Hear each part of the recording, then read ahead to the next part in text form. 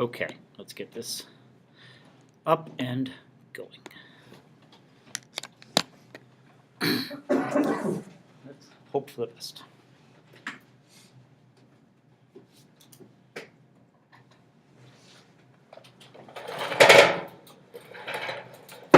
Okay, today what I want to talk about is something that is new to the Second World War, something that's part of the Second World War, that's new, you might say, to global conflict, and that is also enormously controversial to this day. And that is the question of bombing, aerial bombardment, and the ways in which it was practiced, the ways in which bombing was used throughout the war. Because it raises questions. It was a tactic embraced by all sides in the war, but it raises some significant moral questions. And it has raised significant moral questions even among the victors, you might say.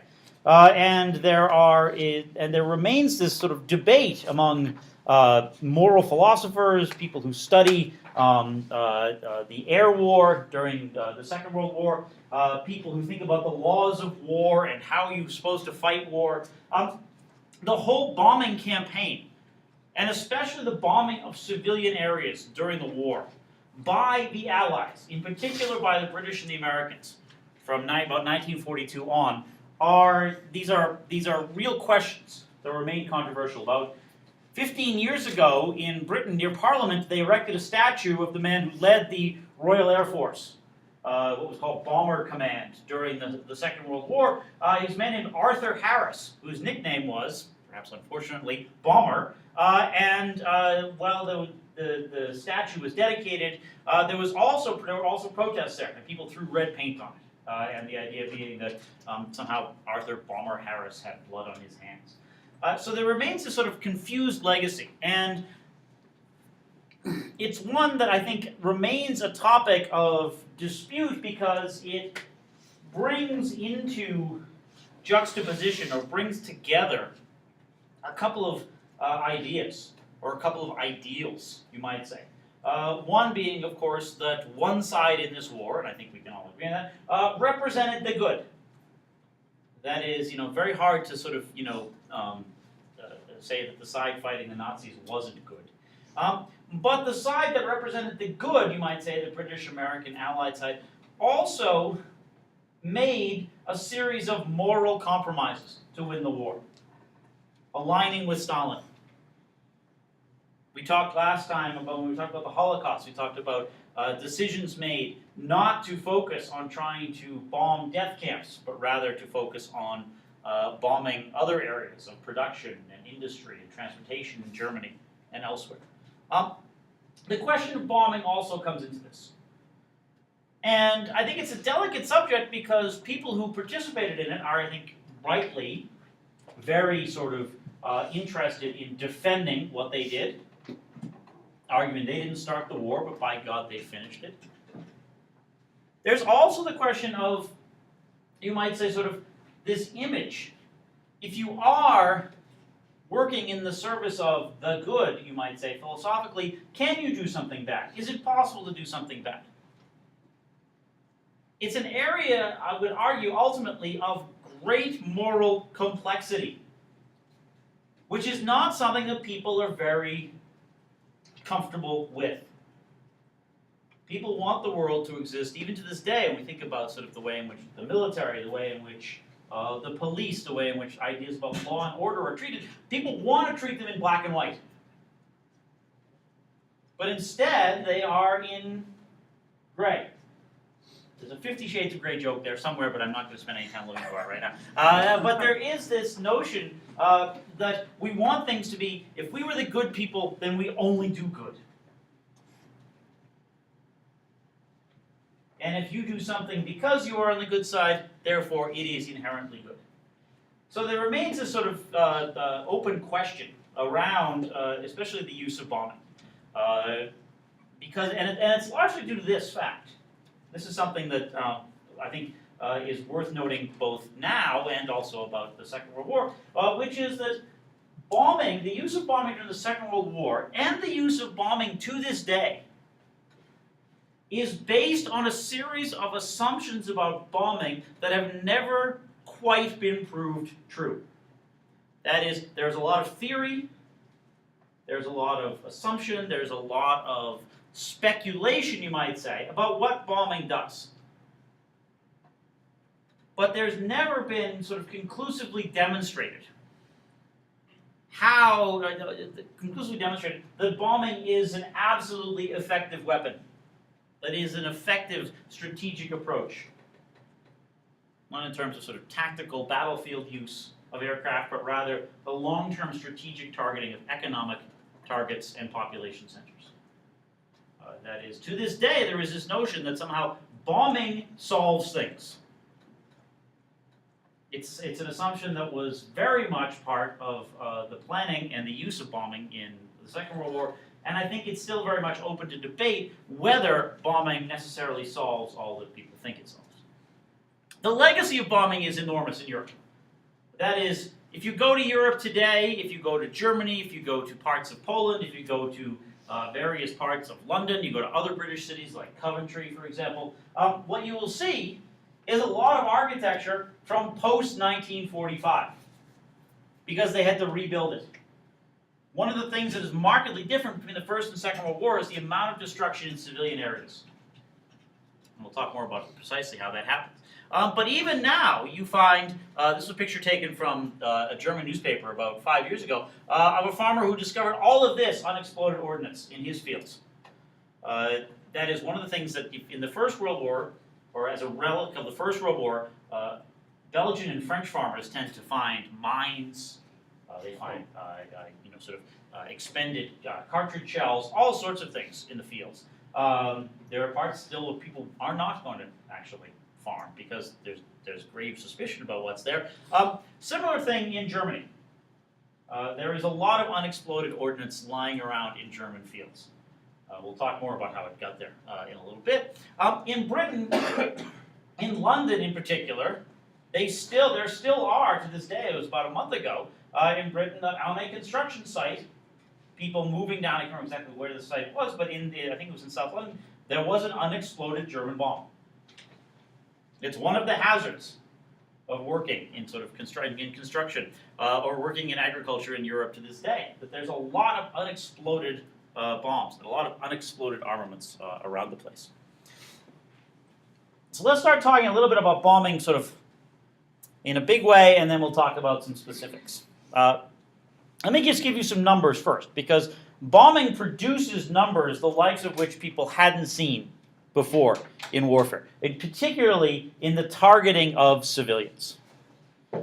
That is, civilians will be bombed on all sides during the war. And by civilians, I mean people not in uniform, people not necessarily engaged in fighting. They may be working in war production, and we'll be talking about how the distinction there works. But for example, at the start of the war, the Germans, between 1939 and 1941, will dive bomb and, you might say, sort of continuously bomb cities like Warsaw, Rotterdam in the Netherlands, and ultimately Leningrad in the early days of the invasion of the Soviet Union.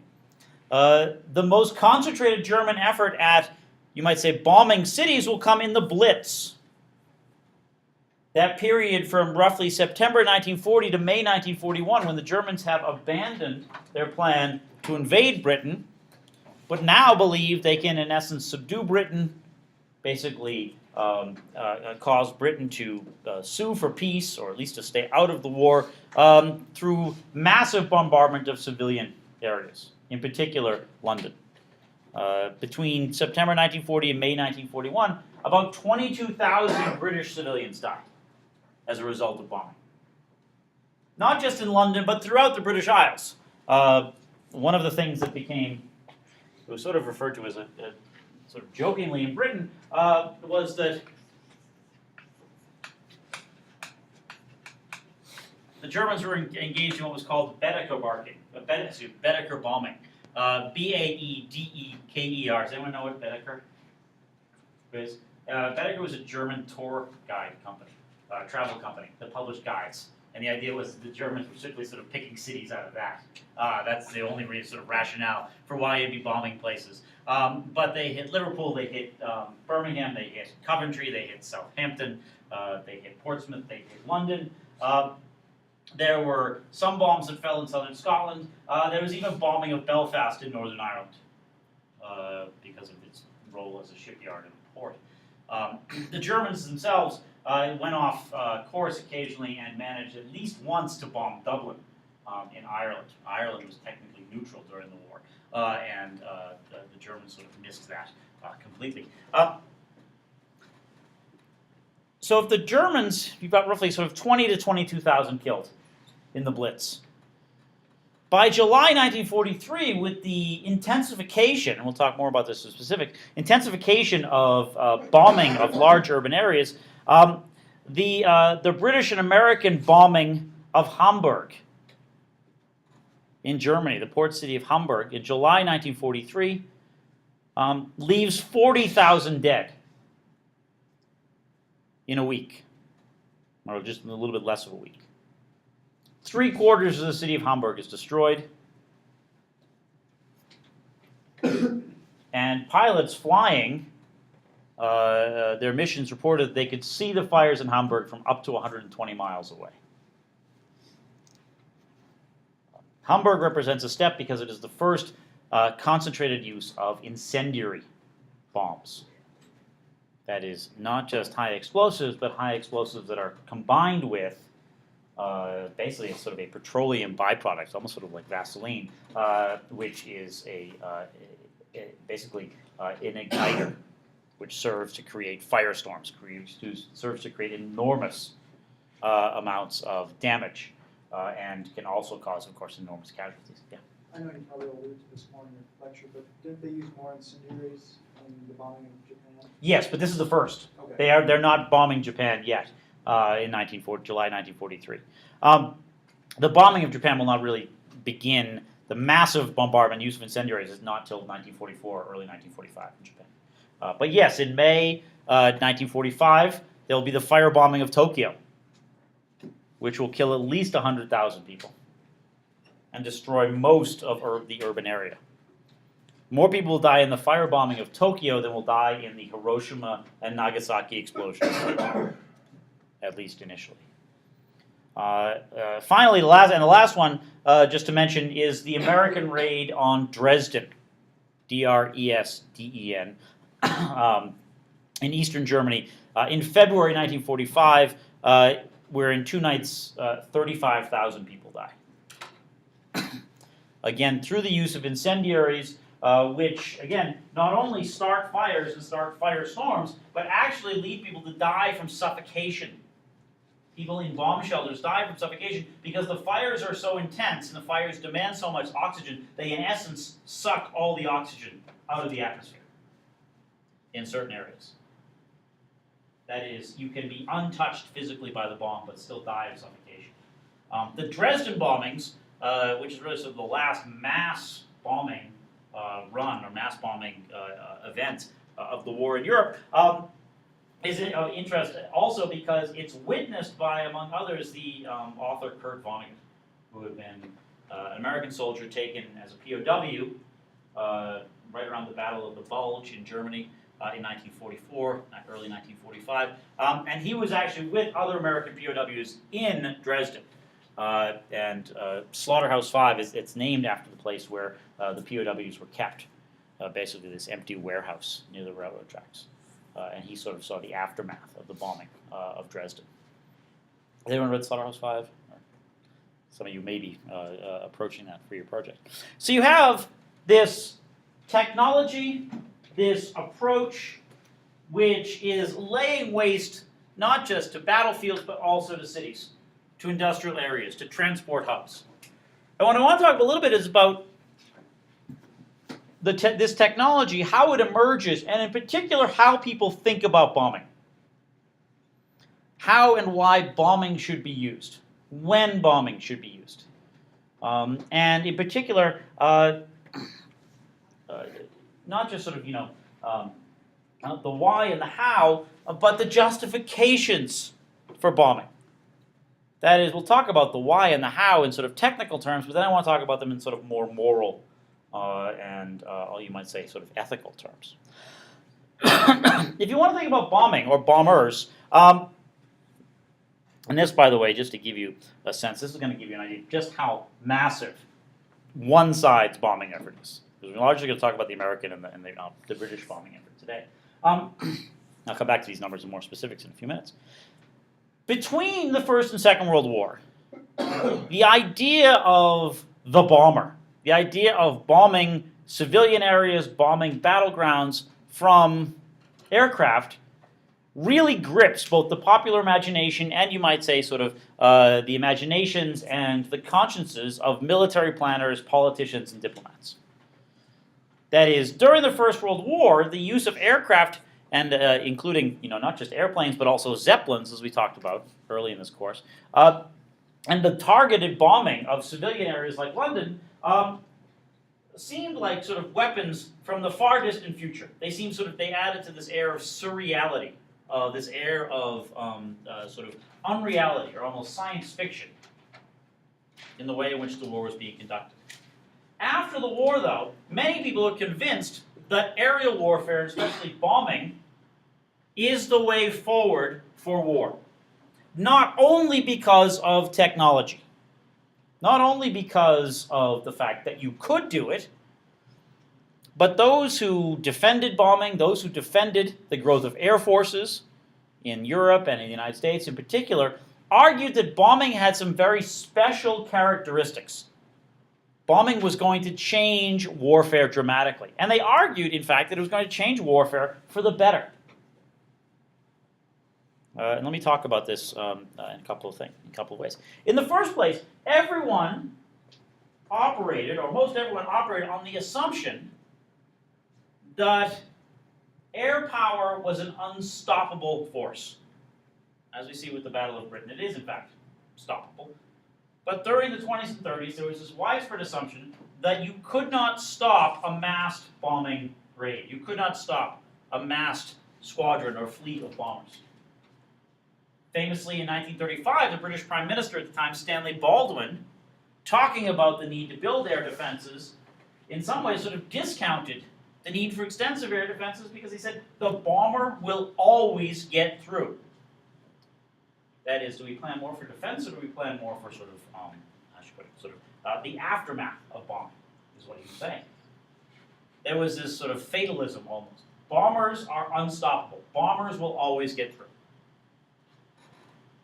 And because they would always get through, that is, because they could fly at certain altitudes, because they carried enormous amounts of armaments, because they could target civilians from such distances. There are all these things built into this assumption about bombing and the efficacy or the workability of bombing. People believed that bombers would be precise, that inventions like, for example, most famously the American invention, the Norden bomb sight,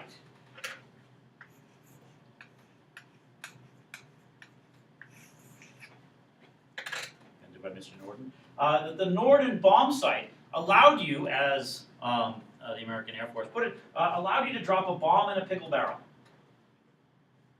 They didn't specify the size of the pickle barrel, apparently. But the idea was that you could bomb with precision. You could target certain areas.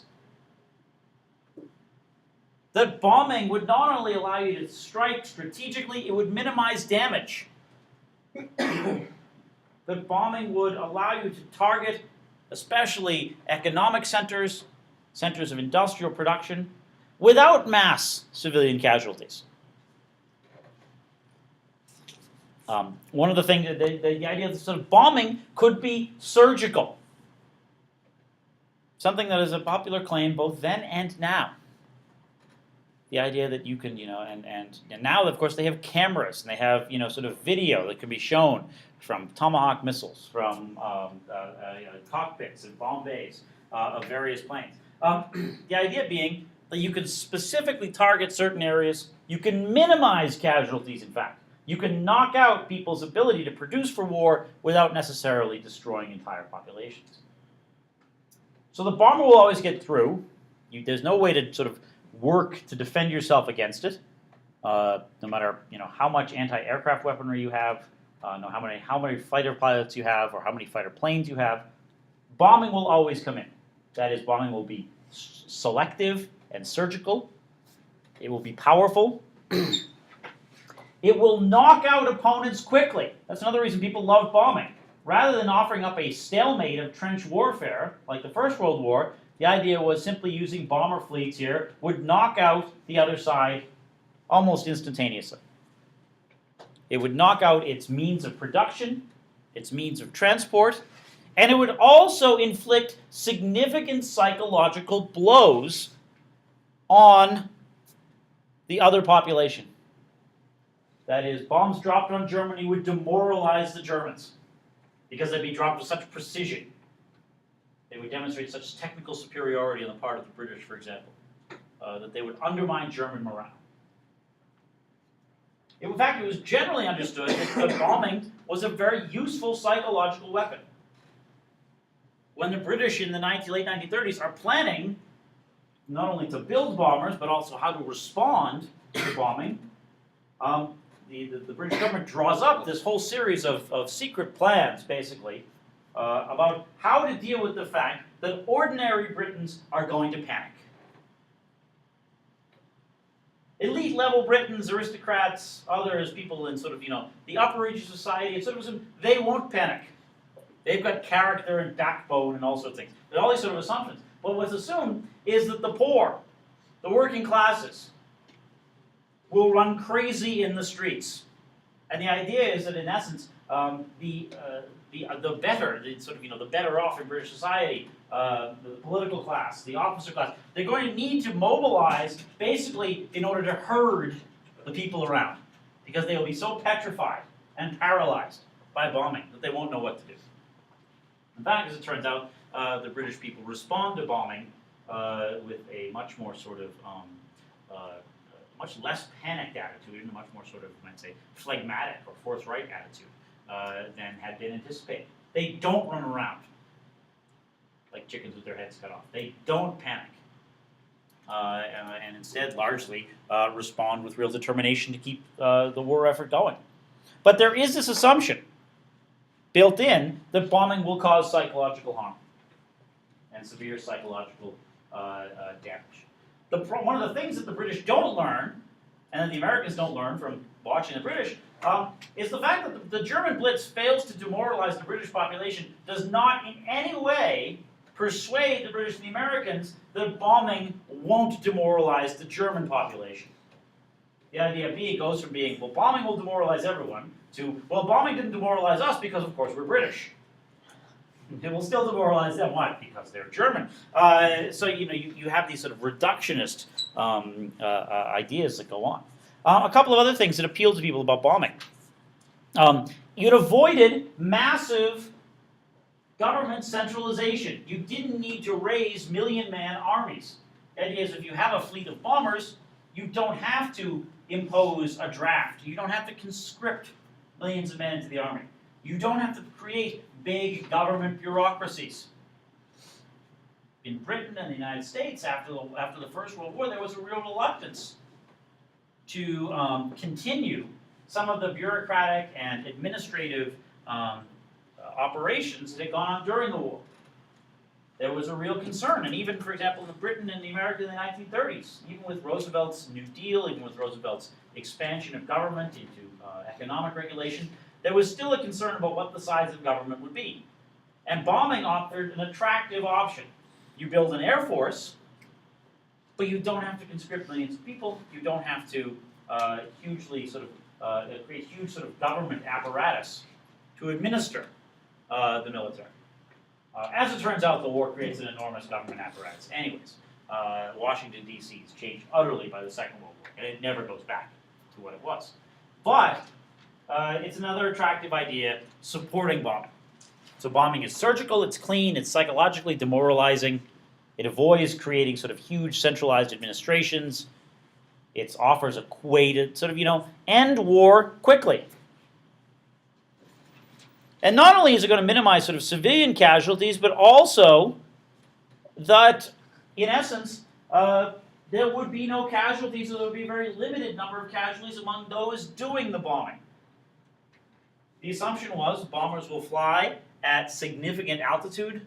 Bombers will be protected by fighters. They'll have what's called a high ceiling, that is, they can fly at certain altitudes. They will have long-range capabilities. They'll be able to drop the bomb because of things like the Norden bomb sight. They'll be able to fly at a certain altitude and drop bombs still with surgical precision. None of this is actually going to hold up. As you'll see here, if you look here, for both the British and the Americans during the war, you've got close to 80,000 dead or missing in action out of the bombing campaign. That is, not a lot of crews completed every single bombing run of the 25 or 30 which they were assigned. Instead, or at least for a period of time, being a member of a bomber crew is the most dangerous occupation you could have in Europe, or the most dangerous sort of military occupation you could have in Europe. The idea was that you can have bombing from afar, but what people discovered was that you could not have, as we'll talk about, surgical bombing. You couldn't have, even with the Norden bomb sight, which the Americans kept to themselves. They didn't share with the British. This is another problem.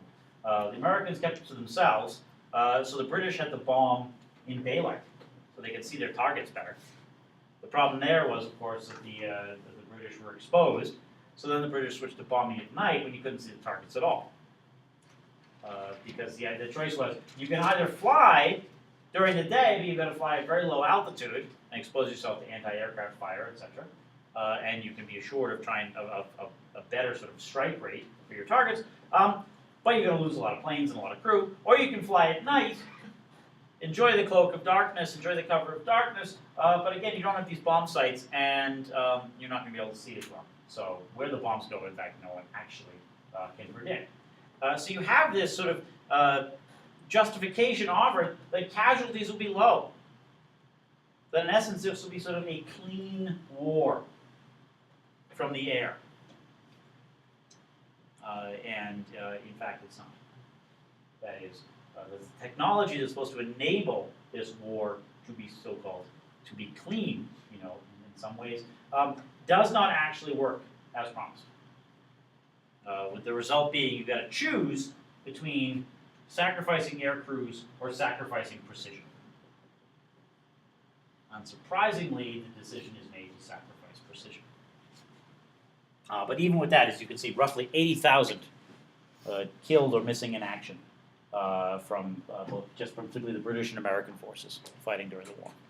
Okay, so those are some of the rationales. Bombing's attractive because it seems clean, it seems low risk, it seems like it doesn't create a massive army. It's a huge return on investment in aircraft technology and bombs, but it's not something that's going to lead to prolonged warfare. It's going to, in fact, shorten the time. The idea is that bombing is sort of a more humane way to wage war. So that's why you bomb. Now the question is sort of, how do you bomb? That is, we sort of go from the theory now to the practice. The theory says this is why you bomb. Here's how actual bombing works. During the Second World War, the Germans and the Japanese, in particular, didn't really have a lot of, might say, sort of moral qualms about bombing. That is, that both the Germans and the Japanese demonstrated, the Germans in Poland, in Rotterdam, in London, the Japanese in places like Shanghai, demonstrated a willingness to bomb civilian populations, to kill tens of thousands of civilians in the name of psychological warfare, in the name of demoralizing the enemy, in the name of reducing the enemy's productive capacities. That is, you have not only sort of this idea of sort of demoralizing the enemy. It's part of sort of the idea of blitzkrieg for the Germans, a swift psychological blow. For both the Germans and the Japanese bombing to the east, the Japanese bombing in places like China, there's a real feeling of ethnic or racial hatred there. The idea is that they're bombing inferior peoples. So it doesn't really bother them. There's not a lot of sort of moral quandaries presented in German or Japanese planning circles or military and administrative circles about bombing. The Soviets don't have a lot of, you might say, sort of thoughts about bombing themselves, because basically, although the Soviets did have a fairly capable Air Force by the end of the war, the Air Force was seen as something that supported the major force, which was the Army. The mechanized army, which was pushing the Germans back towards Germany. That is, well, the Soviets did engage in some sort of long-range bombing. Bombing tended to be much more sort of in support of forces on the ground. Whether tanks, mechanized columns, protecting sort of logistical trains, things like that, supply trains, excuse me. You have this effort to sort of marry air power to the to ground forces. The Germans had this a little bit as well. That is, when we talked about Blitzkrieg, we talked about the fact that the Germans used bombing basically as another sort of artillery to soften up the ground and to provide sort of long-range cover for mechanized forces. In Britain and the United States, the Royal Air Force and what was called the American Army Air Force, or the American Army Air Corps, the American Air Force doesn't become a separate branch until after the war. They were not necessarily as embedded, or sort of, you might almost say, sort of subordinate to the Army. Particularly in 1942, 1943, much of 1944, they were not seen as flying sort of support missions for the Army, for troops on the ground, because there weren't, well, they had troops in North Africa, troops in Italy, eventually you get troops in France. You don't have a lot of the sort of mechanized warfare and back and forth you have going on, for example, between the Germans and the Soviets. So you don't have a call or a determination to sort of subordinate air power to the needs of the Army, because the Army isn't doing a heck of a lot, at least in 1942 and early 1943. So the American Air Force, the RAF, they have some freedom of action. They have some ability to sort of come up with their own strategic plans. That is, to emphasize a little bit the difference between tactics and strategy here. For the Germans, for the Soviets, air force or air power was often seen as tactical. That is, it was used as part of a larger strategic plan. That is, in Blitzkrieg, in the rollback of the Germans out of the Soviet Union. Air power was seen as part of a larger plan. In Britain and the United States, and especially for the European theater, air power is seen as something different.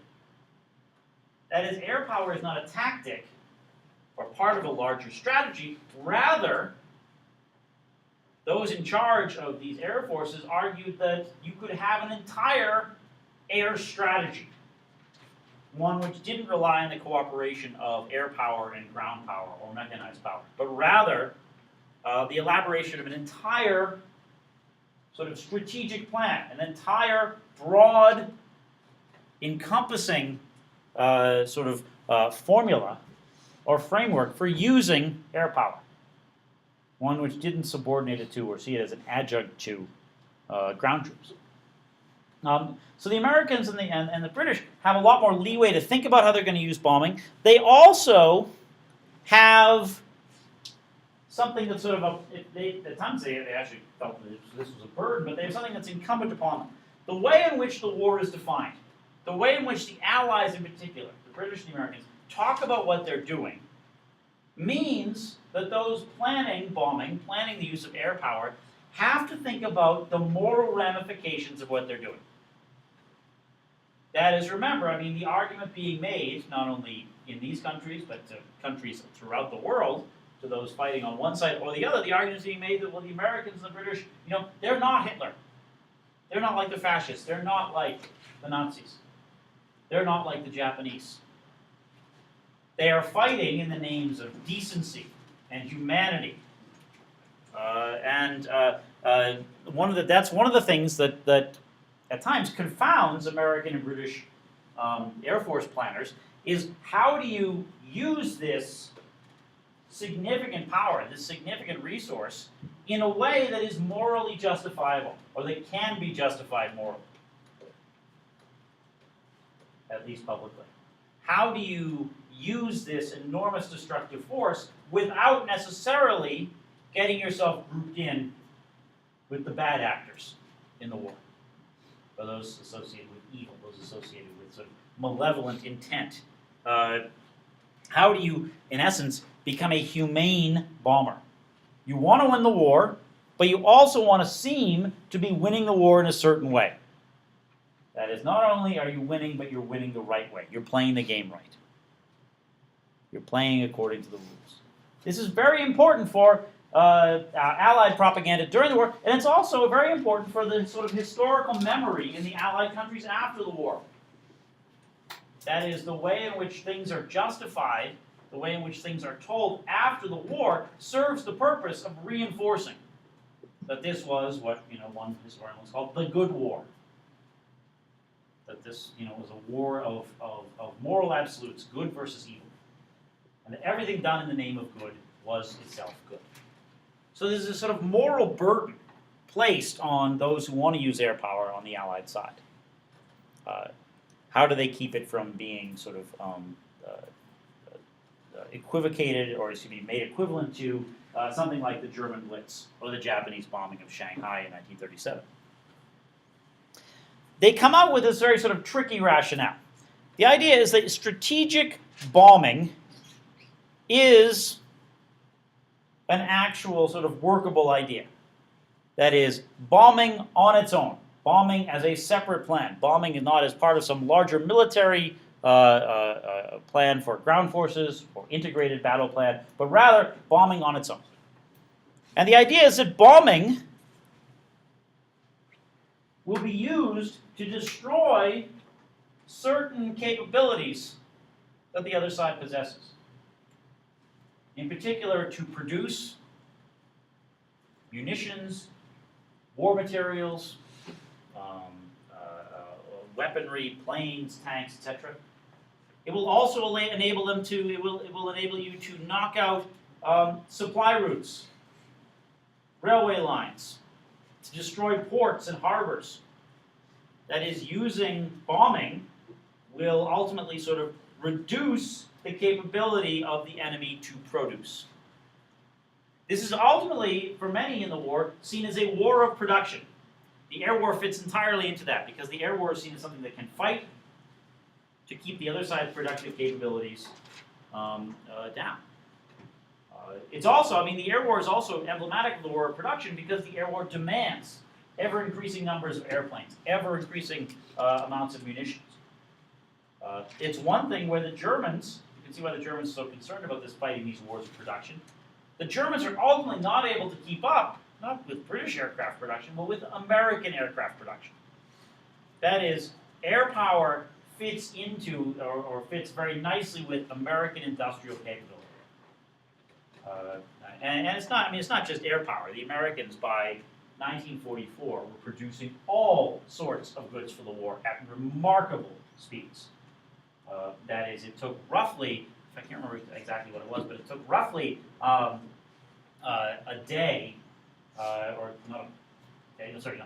It took roughly, let me phrase it this way, every 63 minutes at the biggest airplane production plant in the world, at a Ford plant, a converted Ford plant in Michigan, near Detroit, every 63 minutes a new airplane came off the assembly line. That's how sort of, ridiculously fast. There was a man named Henry Kaiser. You ever heard of the Kaiser Foundation, Kaiser and charitable giving? That's a lot of the money that Kaiser has comes from shipbuilding during the war in California, where they launched what were called Liberty ships, these basic rudimentary vessels that could be used to carry troops, could carry cargo in particular. Every 11 days, they launched a new Liberty ship, which, if you know anything about shipbuilding or even think about the size of Liberty transport ships, is just absolutely remarkable. One newspaper decided that Henry Kaiser's new name would be Sir Launch-a-Lot, because every time they turned around, another one was sliding off into the harbor. But this is American productive capacity. And this fits into the war effort. and particularly into the air war effort rather neatly.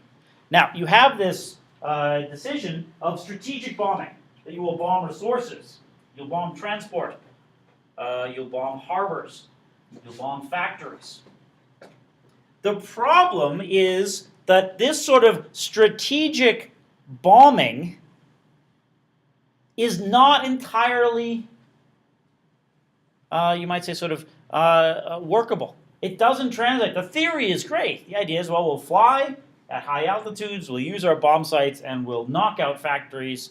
We'll never actually worry about lots of sort of extraneous damage. The problem is that it doesn't work that way.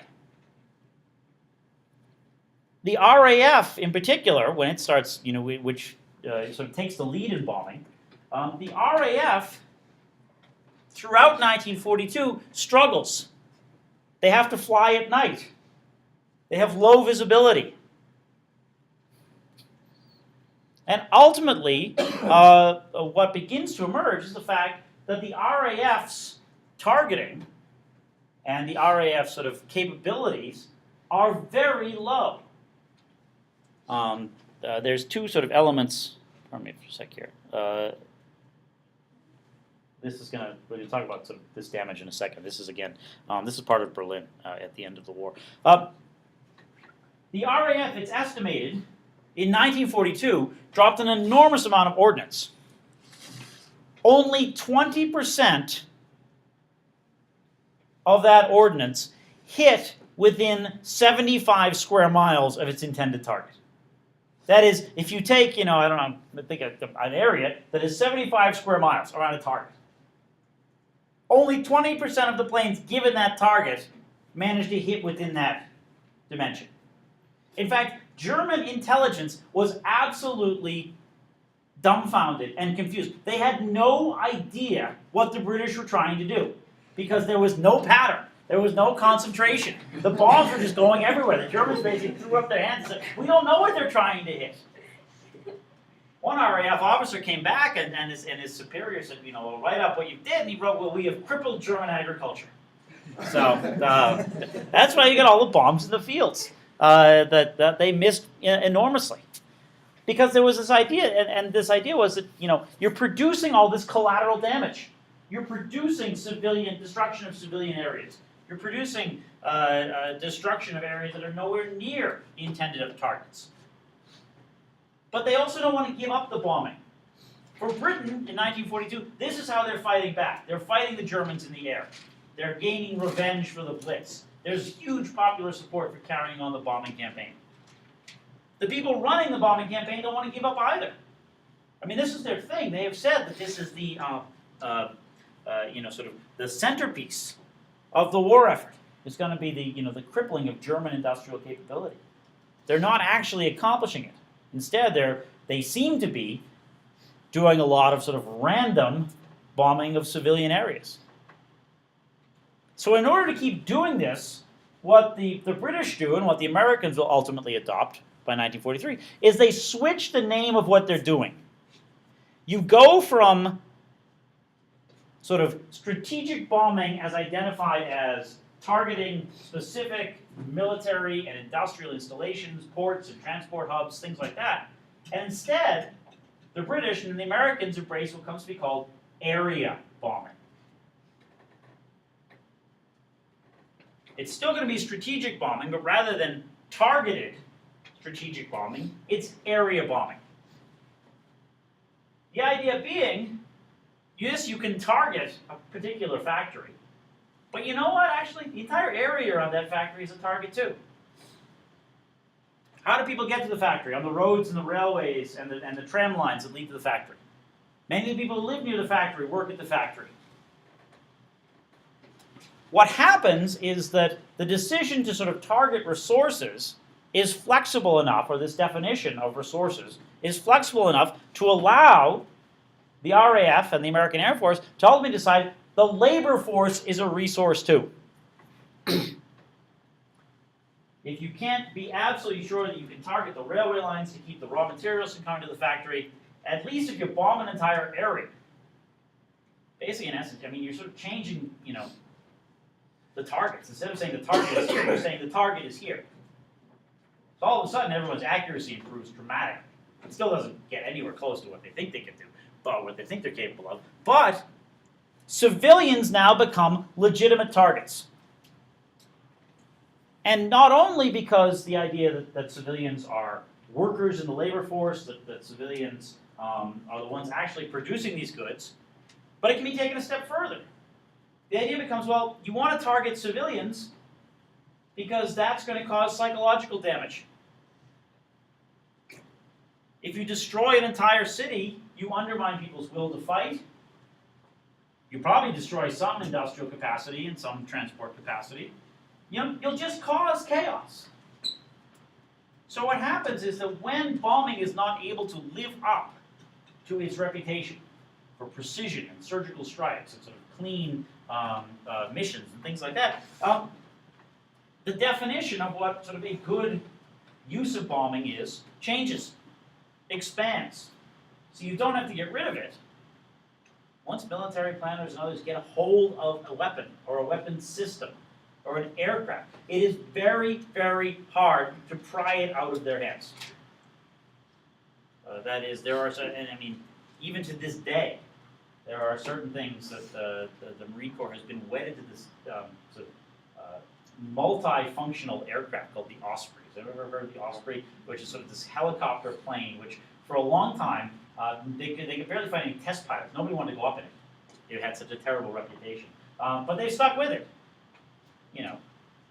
Casualties later, etc. It has turned out that it's very useful. It has turned out to be very useful, but it took it a long time. I mean, I think that, it has turned out to be very useful. That's also the product of the fact that it was kept around for so long that they could, ultimately figure out what was wrong. But they were wedded to it. You throw so much amount of money in it, you have so much investment in it. It's hard to say, well, this isn't actually working. This is in particular what happens with bombing. That there is a real reluctance to get rid of it, so what you do, or a reluctance not to employ it fully, so what you do is you begin to define success a little bit differently. Basically, you get an all-out sort of an all-out assault on urban areas, an unfettered assault on urban areas. It doesn't matter sort of how specific your target is. What are you bombing? You're bombing Dresden. You're not bombing, you may still say, and people would still say, well, the intended target really is, this particular factory or railway station, but the entire area is in fact a legitimate target. The last vestiges of any distinction between civilian and military disappear during this bombing campaign. I think that this bombing campaign, the way it's conducted, the way in which it is seen ultimately as legitimate to target civilian populations because of their labor, because of the impact on morale, this all comes out of the original idea that bombing will sort of target specific things. When it proves incapable of doing that, then they basically sort of change the targets. But they still argue that bombing is serving this larger strategic purpose. It's one of the things, I think, that allows people to pursue and ultimately to employ atomic weapons in the way they will. That is, in essence, to drop them over cities which do not necessarily have any real military significance. In Japan in the summer of 1945. That although some argument was made about the military significance of parts of Hiroshima, parts of Nagasaki, this wasn't a specifically targeted explosion. This was basically explode this device over the city. And in essence, see what happens. And test it once, let's see what happens now. But one of the reasons that I think there are not so many moral qualms about that is that the Hiroshima and Nagasaki bombings are at the end of this process. A 3 or 4 year process by which the bombing and targeting of civilians has become legitimate. At least when you do it. Remember, when I do it, it's a legitimate targeting. When they do it, it's savage and barbaric. So, this is our noble cause, their superstitious idolatry. That's the way in which, all of these things get defined. And so, what might in 1941 have seemed absolutely indefensible or almost unimaginable, by 1945 is in fact carried out. And in fact, to many people, seems defensible. Because the idea is that civilians are not civilians, they're not people, they're resources. They're elements within this larger sort of strategic game. The Americans will take this idea of area bombing, they'll apply it in Europe, such as in the bombing of Dresden, but in particular they will apply it to Japan. Where for the Americans, area bombing and in particular fire bombing will be seen as sort of strategic weapons, strategic, not necessarily inventions or innovations, but strategic elements in the larger war against Japan. Even against a Japan that is, in many ways, the same thing with Germany in the by 1944, 45. These are nations that are ultimately defenseless. That's one of the things that people still raise to this day, is you are bombing these civilian populations, you are arguing for the importance of bombing resources, the importance of demoralizing civilians, but it's also a question of bombing unprotected states. That is, by 1944 and 1945, the German and Japanese air forces have been decimated. The Germans are dismantling anti-aircraft weaponry to desperately try to refashion it into anti-tank weaponry to use against the Soviets. You have defenseless civilian populations. The idea is, of course, that the idea that gets promulgated is the idea that there is no such thing as a defenseless population. There is a population at war, and there is a population not at war. This is a population at war, therefore it is a legitimate target. So you see again that this sort of creeping rationalization for bombing ultimately will lead to something like, for example, Hiroshima or Nagasaki, where there will not be any questions raised. I mean, there are various arguments made about why people used the bomb, or why people used atomic weapons, why the Americans made certain strategic decisions they did regarding atomic weapons. One thing that I think is oftentimes underplayed is the fact that for many in the American military planning and operational circles, the idea of there being sort of civilians who ought not to be bombed, that doesn't exist anymore. The idea of there being certain areas out of bounds. The only area that the Americans want to target in Japan that they ultimately don't get to target is the ancient Japanese capital of Kyoto. In this very sort of strange, the Americans, the Brits, the Germans have done their best to basically destroy art and architectural history in Europe during the war. A bunch of American art historians convinced the American Air Force not to bomb Kyoto. Not out of concern for the civilian population of Kyoto, but of concern for sort of the medieval and ancient Japanese architecture and art that is still there in Kyoto. And so actually Kyoto doesn't get bombed. I'm not quite sure that art historians or academics have ever had such influence again, but they do manage to make this argument, and Kyoto is spared. In some ways, you could argue that the war begins with deliberate terror bombing by the Germans and the Japanese. It ends with very deliberate, and you might say terror bombing by the British and the Americans. And I mean, people will say, well, what are the goals? What are what is each side fighting for? What is each side seeking to demonstrate? Do these, and this is questions I'm not necessarily going to answer today, but do the justifications for war allow for ultimately whatever practices are required in war? And what's interesting is that, and what I now want to turn to for the final few minutes here, is to think about the actual impact that this bombing had. Remember that people are justifying this, saying it's going to destroy civilian morale, it's going to destroy industrial and transport capacity, it's going to shorten the war. Even though we're not actually hitting the targets we thought we'd hit initially, we're still able to inflict great damage. That's the thing. It's not only the question is this morally defensible because these are people not involved in the actual fighting. These are people not in the actual. These are not frontline combatants being targeted. When you get past the moral question, there's an additional question. Not only about moral defensibility, but does the question of moral defensibility become even sharper once you look at the actual impact that the bombing has. That is, does the impact justify the action? The argument being made during the war is that yes, the impact justifies the action. We know, or we believe that this demoralizes the civilians, it destroys infrastructure, it destroys productive capability. That's something that's reckoned with at the end of the war.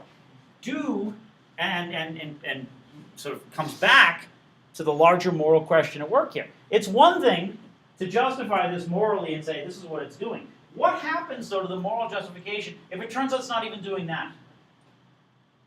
That all you're doing is killing people, but you're not actually solving much, or you're not actually doing much to change the course of the war. That's the real issue that many historians who've studied this have come to grapple with.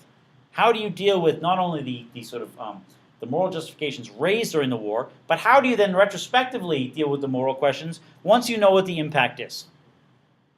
So let's talk a little bit about the efficiency and the actual sort of impact. What precisely resulted from these bombing campaigns? Bombing, in essence, was the sort of war that, as I mentioned before, the Americans and the British could win against both the Germans and the Japanese. That is, bombing was a sort of campaign that they could carry out. They had the resources to do it. The Germans did not have the resources to keep up or to compete.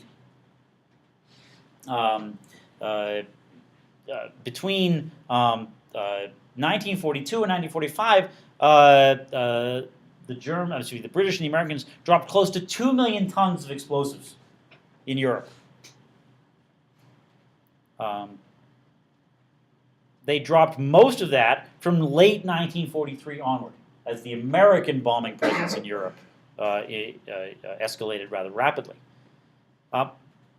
This was a kind of war where, for example, because of production, the Allies, the British and the Americans, they could lose 21,000 planes and still keep fighting. They could sustain losses like that. The Germans could not. That is, in some ways, bombing, you might say, was a key element for the British and the Americans because it was something the Germans couldn't replicate. It was something the Germans couldn't match. The Americans and the Brits in particular, because they were not themselves, especially in the case of the Americans, were not being bombed themselves, could build massive factory complexes, could build huge centers for research and innovation without concern that they'd be blown to smithereens. That is, everything from devices used to foil radar to the creation of different aircraft, most particularly the American aircraft called the Mustang P-51, which became sort of the most effective fighter escort for bombers. But they were able to experiment with all sorts of things. They had a whole program called Window, which was about sort of, as I say, no pun intended, foiling radar by simply dropping lots of aluminum foil out of a plane. The idea that it would, in essence, confuse radar and make all sorts of things reflect back. Sorry? Oh yeah, it does work. Yeah, that's what I'm saying. Is that the Americans have the ability, in particular, to engage in this sort of research because, as somebody once said, nobody bombed Michigan. You could do all this sort of stuff. Even the British were sort of hindered in their capabilities in this, but the Americans were not. The Germans, in particular, were trying to make things, fight the Soviets, and also deal with bombing from above. From 1942 onward. So the Americans, they have an advantage in pursuing this type of war. It did have some effect. That is, if you want to talk about sort of what's the moral effect or what's the moral calculus here, it did have some effect. It meant that the Germans had to, at times, split resources, had to, at times, try to juggle multiple responsibilities. Fighting the Soviets, protecting German infrastructure and German civilians from bombing. They had to bring aircraft back from the Eastern Front to respond to bomber attacks. They had to focus on producing anti-aircraft weapons rather than anti-tank weapons all the time. They had to make, ultimately, they had to make more fighters than they had to make bombers, because they were trying to protect German locations, German installations, German cities. A lot of labor was sucked into not just producing things like anti-aircraft guns, but also in an enormous amount of reconstruction. That is, a lot of the infrastructure that's damaged has to be rebuilt. And you have to divert labor to that rather than diverting labor to other sources of war production that might be more useful against the Soviets. John? How about all the damage that it did to the V-weapon projects? Well, it did and it didn't. I mean, it did, but They the, had to take apart the whole complex and rebuild it somewhere else, and they killed one of the top scientists by blowing up the barracks. yeah, but they also managed to rain down an enormous number of rockets on London in 1944, 1945. And they were working on intercontinental ones. Yeah, it didn't necessarily. Well, this is where the calculus comes in. While it may have had some effect there, what was the larger effect? It did redirect resources. It did force the Germans to throw a lot of money into these sort of the V1, V2 rockets are seen as these sort of almost these sort of miracle weapons that would turn the course of the war. Things that among others, Werner von Braun, the German aerospace engineer, was responsible for developing, which the Americans and the British, were absolutely desperate to get their hands on. That's why Werner von Braun winds up in Huntsville, Alabama, after the war, helping build the American rocket program. But if you look at this, even with this shifts in focus, the Germans can't keep up. If you look in Western Europe on D-Day, the Germans have 300 planes. They have 300 aircraft in Western Europe. That is from Berlin to the English Channel. The Allies have 12,000. So they're significantly outnumbered. The other thing that's interesting about this is that while it does force the Germans to divide resources and to divide their attention, the impact it has on the German economy is not perhaps as dramatic as had been argued. That is, from 1944 on, bombing did affect German industrial production. But it didn't necessarily halt it or bring it to sort of, an abrupt conclusion. After the war, there's something called the Strategic Bombing Survey that the Americans initiate. And they do it in Europe, they do it in Japan as well, to see basically what did this bombing accomplish. And what they found is that it slowed the growth of German industry. That is, German industrial production was on a certain line, on a certain track.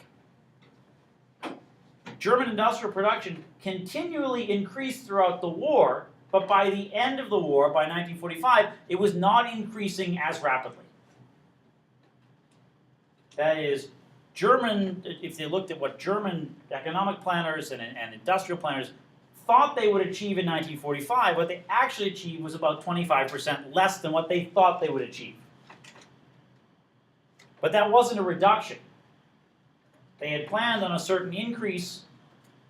They got basically 25% less of that increase, which is still a 75%. So you have this sense where bombing does work, but it's not this thing that absolutely stops industrial production. What it does is it slows the rate of growth in production. And that's something that people point out. They say, well, is that enough? Again, not an argument that I'm necessarily going to conclude here today or offer a conclusion on here today, but is that enough to justify? You say by slowing the rate of production. Others will say, well, it makes the Germans divide their resources, so that's in some ways worthwhile. That it opened them up to all sorts of weaknesses on the Eastern Front, or created weaknesses for them in the Eastern Front against the Soviet Union. Is it worth not only the civilian deaths, but is it worth the 140 to 160,000 Allied casualties, bomber crews? Is ultimately decreasing the rate of growth in German productivity necessarily worth all of these lives? That's what people are sort of still struggle with today, is they look at it, and during the war people are making certain moral judgments. The bombing does this. The question becomes, I think for us, how do we then judge bombing retrospectively? It does have a certain impact, yes. Does it have as big an impact as people said it would? No. Did people understand, perhaps, that bombing was not going to be as effective? I think the answer to that is yes as well.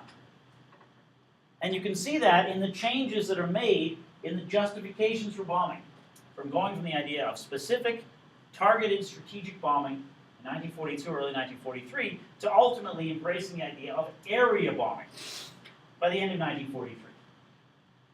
Was at least an implicit admission that the original rationale for bombing wasn't there.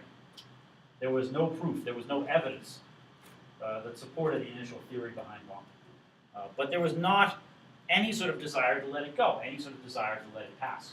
But instead, to redefine, you might say, what effective bombing actually was. And that's another question in this moral calculus. If you know it's not effective, why are you then subjecting people to it? Not only those who will be affected by it on the ground, but of course, those 140 to 160,000 people who will give their lives in the air because of it. So again, it's a question of what is known then, what is known now, and how do we then make, in many ways, a very complicated retrospective moral judgment about it. It's a question that's open. It's a question that, we even talked on Thursday, maybe just having a couple of thoughts from you guys about it. That there are multiple arguments made about bombing, about what happens in bombing, in terms of justifying it, in terms of retrospectively going back, and trying to understand what people were thinking at the time, because you say, well, if they think at the time it's going to work, then yes, in some ways it's morally justified, because they think it's working. But what if they know it doesn't work and they keep doing it? What is the moral justification there? How do you figure that out? So maybe actually we'll start on Thursday before we start talking about Vichy France, which is its own sort of moral and ethical quandary. A quagmire, actually, would be a better way to describe it. Maybe we'll take a few minutes to talk about this. So think about this. You don't have to, you don't have to go to research, but think about this. What is it that allows you to, how do you ground, how do you base any sort of retrospective analysis of something like this? Do we get that study guide today, sir? No, next on Thursday. Okay. I'll hand out the review sheet with the essay questions as well on Thursday. All right, I will see you all on Thursday.